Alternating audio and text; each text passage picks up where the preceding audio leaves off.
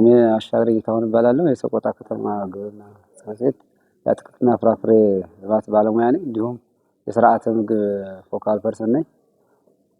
እንግዲህ እኛ አጠቃላይ ያው ዙሮ በስርዓተ ምግብ በዚህ ዓመት እቅድ 500 እናቶችን እናሳትፋለን ብለን 466 እናቶችን በጓሮ አትክልት ልማት ዙሪያ አጠቃላይ በስርዓተ ምግብ ስራዎች ዙሪያ ማሳተፍ ችለናል ማለት ነው።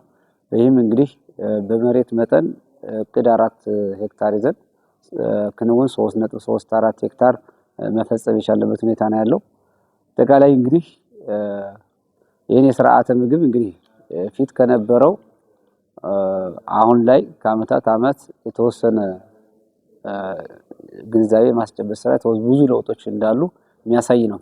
ከ2012 ዓመተ ምህረት ጀምሮ ነው እንደዚህ እኛን ከተማ አስተዳደሩን አቅፎ መስራት የጀመረውና ምክረ ሀሳብ ማለት ሀሳብ ስርዓተ ምግብን ትኩረት አጠቃላይ የመንግስት መዋቅሩ ከሰጠበት ዓመተ ምህረት ጀምሮ ግን ከጊዜው ከአመት አመት በርካታ ለውጦች እንዳሉ ማለት ግንዛቤዎችን እያስጨበጥን አጠቃላይ አርሶ አደሩ በተለይ አጥቢና ነፍሰ ጡር እናቶች እንዲሁም ህፃናትን አጠቃላይ እነዚህን አሰባጥሮ ከማምረት አሰባጥሮ ከመመገብ ከተለያዩ አትክልት ውጤቶች ከእንስሳት ተዋጽኦ ውጤቶች እንዲሁም ደግሞ በስነ ህይወታዊ ዘዴ የበለጸጉ ሰብሎችን በማምረት ለምሳሌ እንደ ገቢ በቆሎ፣ ብርቱካናማ ስኳር ድንች እንደዚህ በብረትና በአይረን የበለጸገ ቦሎቄ እነዚህን ጭምር በድርጅቱም እየቀረበ ለአርሶ አደሩ እያሰራጨን እያመረተንበት እየሄድንበት የመጣንበት ጊዜያት ነው ያሳለፍነውና ቢያንስ ሙሉ በሙሉ 100% ባይባልም ሰው በግንዛቤ ደረጃ በጽንሰ ሀሳብ ደረጃ ይዞ በጓሮ ዙሪያ ዓመቱን ሙሉ አትክልት ለመመገብ ለማልማት ጥረት እያደረገ እየተንቀሳቀሰ ያለበታል። በመሃል ምናልባት መቆራረጦች አሉ። እንደ ጥቅል ግን ያው ጽንሰ ሀሳብ ግንዛቤው አለው። ቁርጠኝነቱ ላይ አጠቃላይ እነዚህን ከማልማት ከማስቀጠል እንግዲህ የተወሰኑ ክፍተቶች ይኖራሉ። ከመፈጸም የተወሰነ ጋፕ ይኖራል።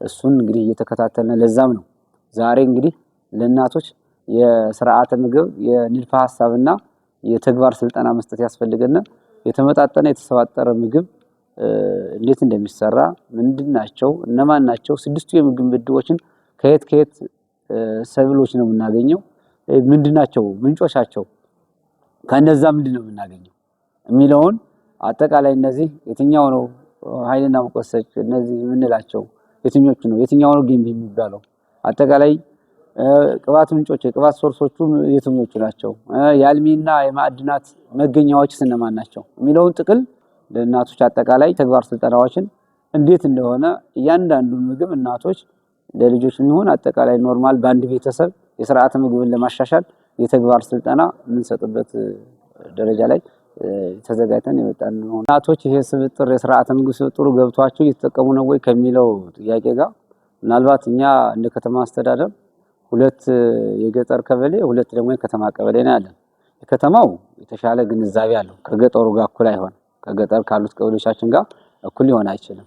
በአጠቃቀምም በማልማትም ቢሆን በተለያየ ማቴሪያል ባለችው በግቢ ውስጥ በጓሮ ዙሪያ ያው የቻለውን ያክል እየሞከረ ያላለ አይ በአንዳንድ ስራዎች ቢዚ ሆኖ ተወጣጥሮም ጭምር እናም መመገብ ስላለበት ጭምር ከገበያም ጭምር ገዝቶ ቤቱ ላይ በአመጋገብ ላይ እየተጠቀመ ያለበት ሁኔታ ጥሩ መሻሻል ያለበት ነው ያለው። ምናልባት ትንሽ ጋፕ የሚኖረው ምንድነው ገጠሩ አካባቢ ላይ ራሱም እንዲያመርት እያደረግን ነው እኛ በተለይ አሁን ያልተጠቀስናቸው ሞዴል መንደሮች ላይ ጣስኪው መስኖም ስላለው ምንም ፓፓያ ዘይቱም መገኛ ነው የዘይቱ በብዛት አለው ፓፓያ ያለ አጠቃላይ እነዚህ የምታያቸው ቅጠላ ቅጠሎች የተለያየ ቀለማት ያለው አትክልቶችን ደግሞ በማምረትም በኩል አለ ጣስኪው ላይ የተሻለ ነው። ምናልባት ትንሽ ጋፕ የሚኖረው 04 አካባቢ ነው።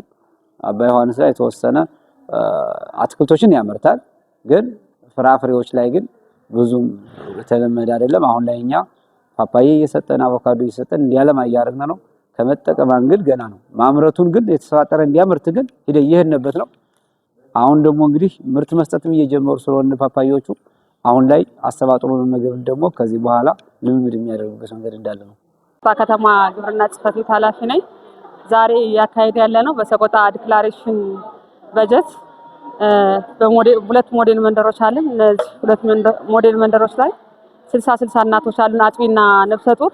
እነዛን 1000 ቀናት ግን የምናካሄደው በምንድነው የሚለው እናቲቱ እስከ 9 ወር ይህን ስንል 270 ቀን ነው። ከተወለደ በኋላ ደግሞ እስከ 2 ዓመት ደግሞ 730 ቀናት አሉ። በእነዚህ ሁለቱ ሲደመሩ 1000 ቀናት የአመጋገብ ስርዓቶችን እየወሰዱ አገር ተረካቢ ትውልድ እንዲፈጡ ሰቆጣ ዲክላሬሽን አበክሮ ይሰራል። በዚህ ዙሪያ አሁንም አብዛኛው ግንዛቤውን ወስደው ወደ ተግባር እየገቡ ያሉ መሆናቸውና ዋና ፍሬ ሀሳብ እዚህ ያሉ እናቶች 120ው እናቶች ወደ ተግባር ከነበሩበት ድክመታቸውን አሻሽለው እናስመርቃለን ብለናል። እንዲመረቁ ደግሞ ምን ማድረግ እንዳለባቸው አሁን ግንዛቤውን በስልጠና መልኩም ተሰጥቷል።